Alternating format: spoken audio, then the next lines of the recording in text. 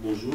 Dans la présentation, je vais peut-être me présenter moi-même, comme on n'a pas forcément fait un tour de table ce matin en entrée de la journée. Donc Jérémy Deveau, je suis chargé d'une mission eau et milieu aquatique au ministère de la Transition écologique et solidaire, plus précisément au Commissariat général au développement durable, qui est une direction assez spécifique de notre ministère qui vient, on va dire, pour faire simple, en appui sur des compétences techniques aux directions plus opérationnelles et en l'occurrence, en ce qui me concerne, sur une compétence purement économique. C'est un petit peu dans ce cadre que se présente le programme EFES que je vais vous présenter tout de suite. EFES, donc derrière cet acronyme, on entend Évaluation française des écosystèmes et des services écosystémiques. Donc pour le coup de l'ensemble des écosystèmes qu'on a au niveau national, donc pas uniquement zone humide stricto sensu, mais l'ensemble des écosystèmes. En revanche, évidemment, comme vous vous en doutez, je vais vous faire un petit focus plus précis sur l'aspect zone humide et milieu aquatique plus généralement. Toujours peut-être en préambule aussi, vous dire donc, que ce programme est vraiment un programme national qui est porté par notre ministère et en interdirection par notre ministère, ce qui fait que moi je porte la voix un petit peu du volet économique, mais le projet n'est pas économique en tant que tel, purement économique, mais également écologique, sociologique et autres, davantage porté pour le coup sur ces autres dimensions par mes collègues, notamment de la direction de l'eau et de la biodiversité. Mais au travers de cette présentation, je me fais porte-parole de l'ensemble du projet, bien évidemment. J'ai pas la... Merci. Merci beaucoup. Super. Alors, un petit point de contexte pour commencer, pour resituer peut-être le projet. Donc, je vous ai dit, c'est un projet national, mais il s'inscrit évidemment dans un contexte un peu plus global. J'entends par là qu'on ne s'est pas dit du jour au lendemain, nous, on va lancer cette évaluation tout seul et comme ça. Mais évidemment, tout un cadre qui commence à être un petit peu, historiquement, un petit peu long et un petit peu complet, on va dire. Et donc, ce projet EFES que vous voyez tout en bas à droite sur la flèche, il se resitue au sein de tout ce cadre-là, c'est-à-dire un volet international, au sens vraiment très global du terme, avec tout ce qui peut être objectif d'Aichi et autres, que vous connaissez sans doute d'ailleurs bien mieux que moi. Notamment les quatre qui sont déclinés sur cette diapositive. Un cadre, on va dire, un petit peu plus restreint du coup et européen avec la stratégie européenne dans le domaine de la biodiversité. Et évidemment, cette déclinaison après au niveau national. On va dire que ce qu'il faut retenir dans tout ce cadre-là, c'est qu'on est parti du global avec tout un volet déjà d'évaluation socio-économique des services écosystémiques qui a débuté depuis maintenant, on va dire, une bonne quinzaine d'années, même si depuis les années 70, on commence à entendre le terme et à s'y intéresser. Et avec des évaluations que là aussi vous avez certainement vu passer, comme le MEA, le Millennium Ecosystem Assessment au niveau international. Et après on décline jusqu'au plus national avec ce que nous on appelle donc le programme EFES que je vais vous présenter tout de suite. Alors, là aussi, peut-être pour compléter le contexte, mais sur la dimension évaluation et la pertinence de l'exercice qu'on a conduit, comme je vous le disais, il y a plusieurs volets dans ce programme-là, et notamment un volet économique que je vais peut-être plus expliciter, puisque véritablement en rapport avec la notion de service écosystémique. Ce que je voulais pointer au travers de cette diapo, c'est évidemment que l'ensemble de ces services, ils ont une valeur, c'est vraiment le leitmotiv du truc, mais que concrètement et contrairement à des biens marchands, ça ne s'exprime pas forcément quelque part sur un marché, il n'y a pas un prix derrière, il n'y a pas quelque chose qui nous permet de préjuger en tout cas de leur valeur, qu'elles soient intrinsèques ou autres. Et c'est dans ce cadre-là que la socio-économie, l'économie plus particulièrement, va nous permettre de poser des valeurs éventuellement, voire même des valeurs monétaires sur l'ensemble de ces biens et services écosystémiques. Alors quel intérêt ça peut avoir? Là aussi, l'idée c'était de resituer un petit peu l'enjeu, au-delà de tout le contexte international, européen et autres, qui a été précisé dans la diapo précédente. Il y a aussi une logique pour les acteurs, on va dire, individuels, ou regroupés en collectif, et c'est ce que j'ai essayé aussi de détailler au sein de cette diapositive avec un ensemble voilà, d'acteurs possibles et à quoi peut leur servir, entre guillemets, ou ce que peut leur laisser espérer une évaluation des biens et services écosystémiques. Je ne rentre pas forcément dans le détail. Alors, on en arrive donc au programme EFES, qui a été lancé maintenant depuis 6 ans, puisqu'il a été initié en 2012. Alors quel est son objectif? Et là je reviens un petit peu à ce que je disais en préambule. C'est vraiment une évaluation globale au niveau national. National, y compris évidemment territoire outre-mer, qu'on a tendance un peu à oublier parfois dans ces questions-là, et qui nous ont posé vraiment véritablement question tout au long des premières étapes d'évaluation qu'on a réalisées pour recoller l'information, on va dire. Donc sur l'ensemble des écosystèmes qu'on a au niveau national et qu'on a regroupé, et c'est ce que vous avez en bas de cette diapositive, en 6 grands types d'écosystèmes. C'est un petit peu l'exercice qui nous a été demandé aussi au niveau européen, c'est que dans notre évaluation nationale, il a décliné en grands types de milieux. Vous les avez là détaillés. Je m'attarderai, comme je le disais, un petit peu plus sur le troisième qui concerne les milieux humides et aquatiques continentaux et qui comprend les zones humides. Donc l'intérêt du programme, il est multiple et il se résume en 4 mots relativement simples. C'est communiquer, c'est vraiment cette notion de service écosystémique, même si elle commence à vraiment à percoler. Je pense qu'il y a encore un gros travail de communication à faire derrière celle-ci, donc c'est vraiment un des enjeux vraiment de ce programme-là.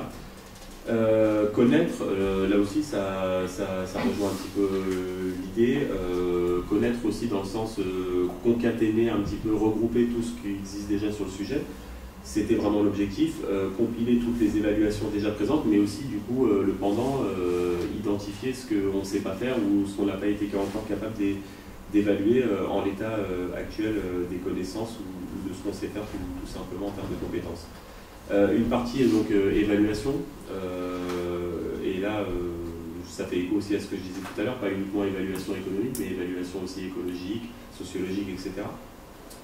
Et in fine, si cela est possible, c'est pas forcément très évident en l'état et au regard des premiers résultats qu'on a, de vraiment tout comptabiliser, ou en tout cas essayer de comptabiliser ce qu'on peut comptabiliser en termes de services écosystémiques.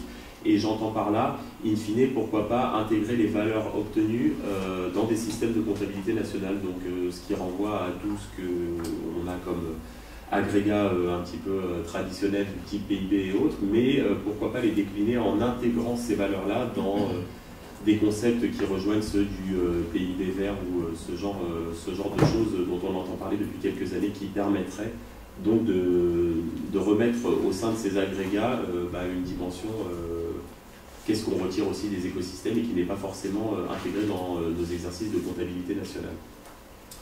Alors en termes de gouvernance, avant d'entrer vraiment dans le détail, je pense que c'était intéressant de juste faire le petit topo de en quoi ça a consisté et comment s'est mis en place le programme. C'est piloté, comme je le disais, par le ministère. Alors en l'occurrence, c'est le petit rond bleu ici. Le ministère à l'époque, en 2012, s'appelait encore MEDE, maintenant FTES, puisqu'on change de nom tous les 6 mois. Et donc voilà, une équipe projet qui regroupe une dizaine de personnes, vraiment pour piloter le travail en propre, mais qui ne travaille pas en chambre toute seule et qui n'a pas les compétences de toute façon pour le faire sur l'ensemble des volets d'évaluation dont j'ai parlé précédemment. Donc, un ensemble de petits groupes de travail, c'est ce que vous avez en orange, qui va vraiment travailler en individuel sur chaque grand type d'écosystème, qui va se regrouper en sollicitant un certain nombre d'experts, qui va se réunir un sacré paquet de fois, notamment pour des groupes de travail qui ont duré, pour certains, entre 4 et 5 ans, et qui vont produire vraiment les évaluations en tant que telles. Après, ce travail-là, il est partagé avec l'équipe projet basée au ministère, mais également avec un conseil scientifique et technique, c'est la partie expert que vous avez à droite, c'est-à-dire que tout ce qui est sorti de l'EFES et qui est publié in fine, il est validé par un conseil scientifique et technique qui est légitime sur ces questions-là. Et également, il est partagé en amont des publications avec un comité de pilotage, la partie jaune que vous avez à gauche, qui vraiment a vocation à réunir les parties prenantes et là aussi à partager les résultats de l'évaluation, à les discuter pour se les approprier et in fine pour publier quelque chose qui fasse plus ou moins consensus dans le domaine. C'est-à-dire que vraiment il y a cette partie consultation qui fait que quand on a sorti nos publications encore récemment, on étaye bien le fait de qu'est-ce qui est partagé comme constat, qu'est-ce qui est un petit peu moins. Et je ne m'attarde pas non plus sur la partie globale, mais cet exercice d'évaluation nationale, ça nous sert aussi après à transmettre au niveau européen ou international pour alimenter les travaux dans le domaine et éventuellement assurer on va dire, des exercices de comparaison entre guillemets sur ce qui a pu être fait de notre côté, ce qu'ont pu faire nos collègues européens ou internationaux. Je pense que c'est le dernier mot sur le cadre général du projet. Évidemment, qui dit lancement d'un projet de ce type-là, qui est finalement assez conséquent, assez lourd, définition d'un cadre vraiment conceptuel qui nous permet de guider les choses et d'avoir déjà un socle commun au départ, au moment de lancer nos différentes évaluations. Donc ça se résume par ce graphique, enfin c'est un des résumés, on va dire, qui est peut-être pas si parlant que ça si on le lit de prime abord. L'idée étant, ce qu'il faut retenir, c'est qu'on a vraiment, dans ce cadre conceptuel, une boîte à gauche écosystème et biodiversité, une boîte à droite société humaine, et on va étudier au sein du programme EFES toutes les interactions entre ces deux boîtes, voire même les interactions entre guillemets intra-boîtes. Et donc, vous avez ce qui relève des services écosystémiques que vous avez tout en haut dans la flèche qui va de gauche à droite, qui exprime ce que produisent les écosystèmes et qui servent in fine aux sociétés humaines. Vous avez tout un tas d'autres volets, je ne m'attarde pas forcément dessus, puisque j'en reviendrai peut-être un petit peu plus en détail par la suite. Donc voilà, donc tout un tas d'évaluations, notamment un gros volet évaluation par grand type d'écosystème, et notamment une évaluation dédiée aux milieux humides et aquatiques continentaux, qui a fait l'objet d'une publication au début d'année après un travail qui a duré 3 ans à peu près. Alors comment ça s'est passé? Ça fait écho à ce que je disais avant un petit peu, un groupe de travail dédié vraiment qui s'est réuni un certain nombre de fois pour entrer en profondeur sur le sujet et lancer l'évaluation et la conduire. Voilà, j'ai rappelé quelques entités, entre guillemets, quelques structures, quelques partenaires qui ont été avec nous sur ce sujet-là. J'ai peut-être pas mentionné d'ailleurs qu'il y avait eu sur vraiment la production de cette évaluation, il y avait un copilotage de l'IRSTEA également, je ne sais pas pourquoi je n'ai pas mentionné, mais il faut l'avoir en tête. Voilà, et en quoi ça a consisté concrètement? On a commencé au tout départ par compiler tout ce qu'il y avait comme existant dans le domaine. Alors on est allé chercher tout ce qu'il y avait évidemment au niveau national, ce qui nous intéressait le plus directement, mais on a aussi regardé évidemment ce qui se faisait à l'international pour pouvoir, le cas échéant, s'en inspirer ou remettre en perspective les choses. Un travail d'évaluation, on va dire, écologique. On a renseigné à la lumière des indicateurs qui étaient disponibles l'état des milieux humides et aquatiques continentaux au niveau national. On a étudié également leurs tendances d'évolution. On a fait un petit exercice entre guillemets prospectif pour, on va dire, mettre sur la table un petit peu ce qu'on sentait comme tendance d'évolution pour les années à venir également. Et un travail sur lequel je m'attarderai un petit peu plus sur les diapos suivantes, qui est le travail d'évaluation à proprement parler des biens et services écosystémiques.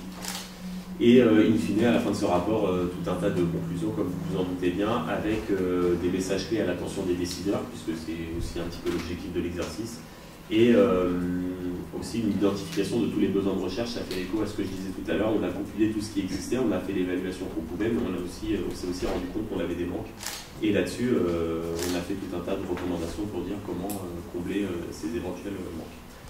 Alors, en termes de biens et services écosystémiques, si je m'attarde vraiment sur ce qui a été construit par le groupe de travail en question sur les milieux humides et aquatiques continentaux, ça nous donne ce type de choses, c'est-à-dire qu'on est parti, on va dire, des grilles existantes de biens et services écosystémiques, et on les a déclinés au niveau national pour nos milieux dédiés, et on obtient ce genre de choses. C'est-à-dire qu'on a 3 catégories, là j'en ai 2, mais j'en ai une sur la diapo suivante, avec d'un côté les biens, ce qu'on a appelé les biens, après les services culturels, et enfin les services de régulation. Et un code couleur qui se comprend de la sorte, c'est-à-dire que plus on est en haut, plus on est en rouge foncé, plus les biens en question sont censés être produits par les milieux humides au niveau national. Alors ça peut amener plusieurs interprétations et une lecture parfois un petit peu surprenante, mais l'idée est vraiment, on n'est pas sur des types très très spécifiques de zones humides à chaque fois, mais c'est vraiment une évaluation au global. Donc potentiellement, on a certaines zones humides ou certains milieux aquatiques qui rendraient à fond des trucs qui sont renseignés en jaune, mais au global, pour l'ensemble de nos milieux au niveau national, les échanges qu'on a pu avoir et les discussions d'experts et les évaluations qu'on a conduites nous amènent plutôt à avoir une typologie de cet ordre-là. Voilà, sur les services de régulation, ça donne quelque chose comme ça, avec évidemment, et là, ça ne me paraît pas si surprenant que ça, une prépondérance pour voilà, les trois plus hauts, la régulation de la qualité de l'eau, des débits de crue et du débit d'étiage. Alors, une fois qu'on a défini ces biens et services écosystémiques, on a procédé évidemment à leur évaluation. Là c'est un exemple en fait qui est très ramassé et très condensé, juste pour avoir quelques idées de ce qu'on a pu conduire concrètement en termes d'évaluation. Évidemment, tout l'enjeu au départ pour chacun de ces items prélistés dans les tableaux précédents, c'était vraiment de les définir, savoir de quoi on parlait. Là pour le coup, c'est l'exemple d'un service culturel, puisque c'est les sports d'eau douce. Et donc, l'idée était vraiment de définir au mieux et de repartir avec notre cadre conceptuel que j'évoquais au départ, avec le schéma un petit peu global, d'arriver à définir vraiment ce qu'était ce service écosystémique à chaque fois, comment on passait de la boîte écosystème à la boîte société humaine. Ça vous donne un petit peu une idée, le petit schéma qui est là-haut pour ce service particulier. Évidemment, ça a été décliné pour l'ensemble des biens et services. Après une caractérisation où on a essayé de renseigner au maximum, là en l'occurrence j'ai mis un exemple sur les pratiques de gestion, mais ce qui pouvait améliorer, ou en tout cas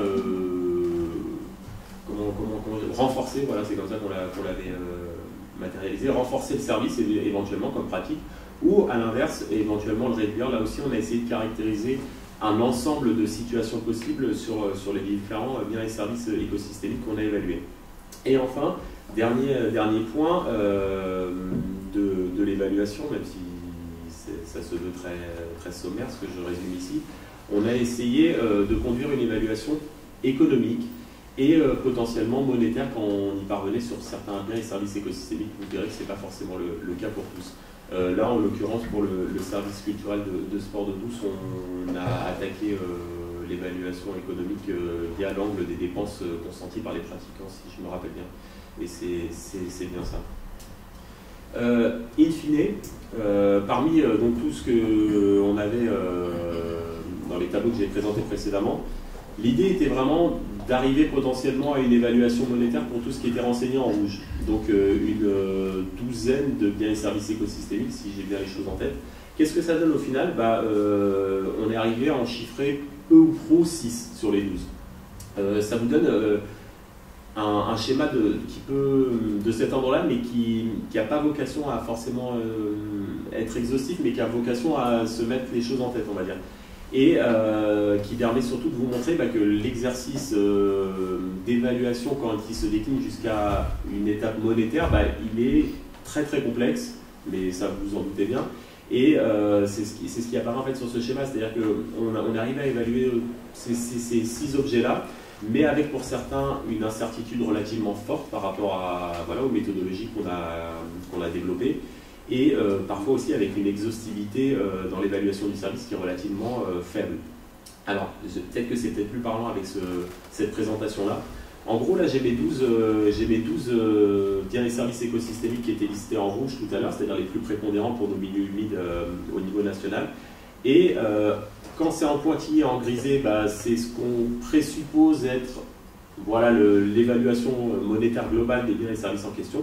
Et ce qu'on a enfoncé, c'est ce qu'on est arrivé, nous, véritablement à chiffrer de manière entre guillemets certaine, même si, bien évidemment, les méthodes économiques qui vont derrière peuvent être sujets à des biais, à caution ou autre, mais voilà ce qu'on peut matérialiser très concrètement. Donc on voit que ce travail, il a été relativement lourd, mais in fine, il nous montre aussi le gap qu'il y a encore entre ce qu'on a maintenant comme connaissance et ce qui serait encore nécessaire, même en termes de méthodologie, pour obtenir une évaluation qui se voudrait exhaustive de ces biens et services écosystémiques.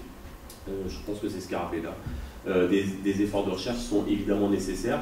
En revanche, ça permet aussi déjà en première lecture de tirer certains constats et de voir que quand on applique ce cadre conceptuel-là, quand on s'intéresse véritablement à ces questions, il semble a priori que les véritables enjeux, ils se concentrent, on va dire, autour de ce que sont les services de régulation, donc ce que j'évoquais tout à l'heure autour des enjeux de qualité d'eau, de débit d'étiage et de régulation des débits crus, évidemment avec tous les épisodes éventuellement d'inondation qui peuvent aller avec.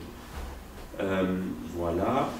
Alors, donc ça c'était pas, je reviens juste ici, c'est vraiment pour la partie bien les services écosystémiques. On ne s'est pas arrêté stricto sensu, et ça fait écho au premier schéma aussi que je montrais, à ces deux éléments-là, mais on a essayé de renseigner aussi un paquet d'autres éléments dans notre caractérisation et dans notre évaluation, notamment des éléments qui ont rapport avec le patrimoine naturel, étant entendu que, évidemment, on a essayé de chiffrer au maximum nos biens et services écosystémiques, mais on était bien conscient qu'au-delà de ceci, il y avait aussi une dimension non utilitaire, une dimension qu'on peut qualifier d'identitaire, patrimoniale, ce qu'on veut.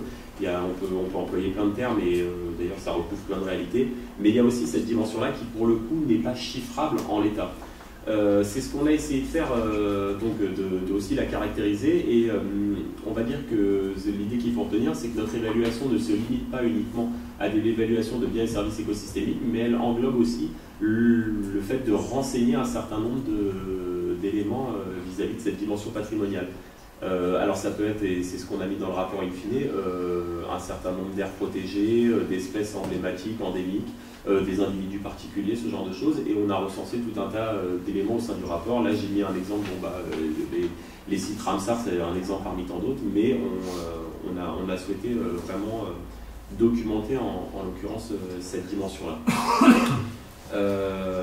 Voilà, et pareil, toujours dans l'extension de l'évaluation et dans ce qui est rentré dans le cadre conceptuel de l'exercice, on ne s'est pas contenté uniquement de, on va dire, chiffrer, évaluer ou prendre en compte dans l'analyse uniquement ce que les sociétés humaines retiraient de positif des écosystèmes, mais on a aussi eu le prisme de savoir ce que les sociétés humaines pouvaient considérer comme contrainte de ces écosystèmes-là.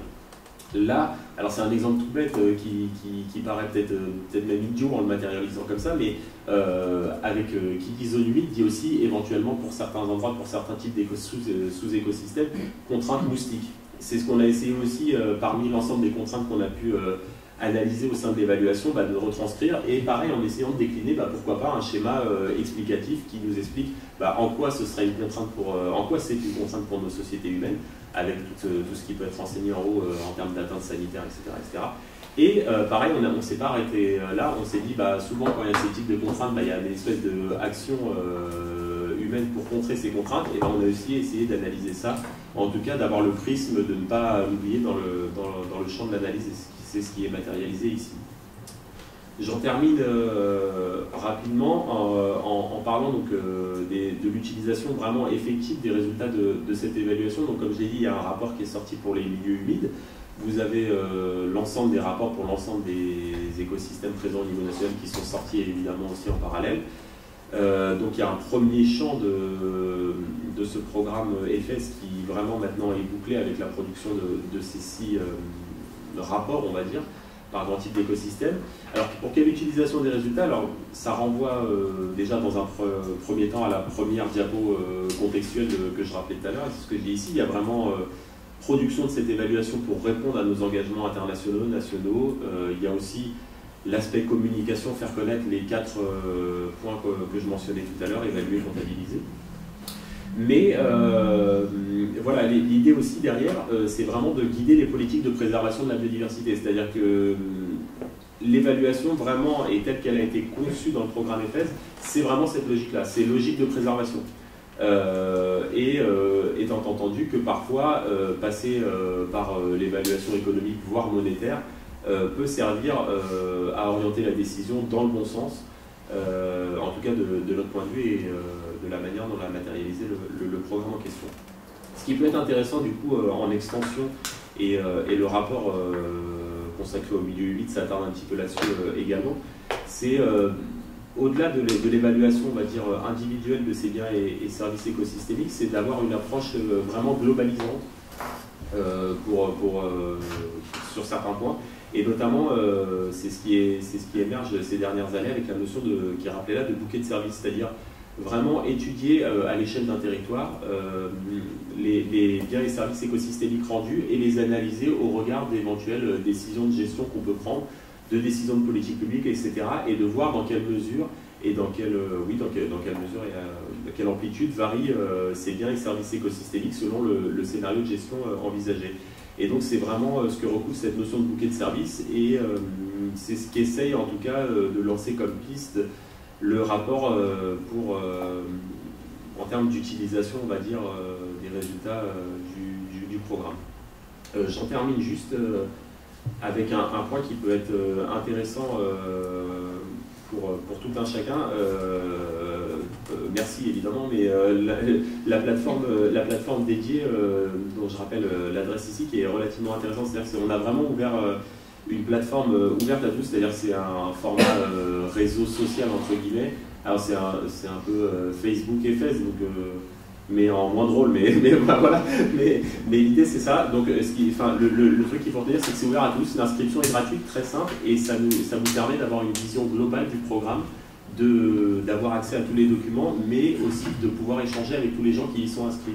En l'occurrence, je pense qu'il doit y avoir au moins 600 ou 700 personnes inscrites dessus, et avec des forums de discussion, avec du partage d'informations, et notamment potentiellement faire la promotion de journées comme celle d'aujourd'hui à travers cette plateforme et encourager les gens soit à s'y intéresser, soit à échanger sur le sujet, soit à se tenir au courant des choses et à partager des publications ou tout un tas de supports sur ces sujets-là. Donc au-delà de faire la promotion du programme EFES et de vous indiquer quels sont les événements en rapport avec ce programme-là, ça permet aussi d'élargir le spectre et d'ouvrir à tout un tas d'exercices qui se rapportent à la même thématique des biens et services écosystémiques. Donc je vous encourage à vous y inscrire ou en tout cas à y jeter un œil si ça vous intéresse. Voilà. Merci.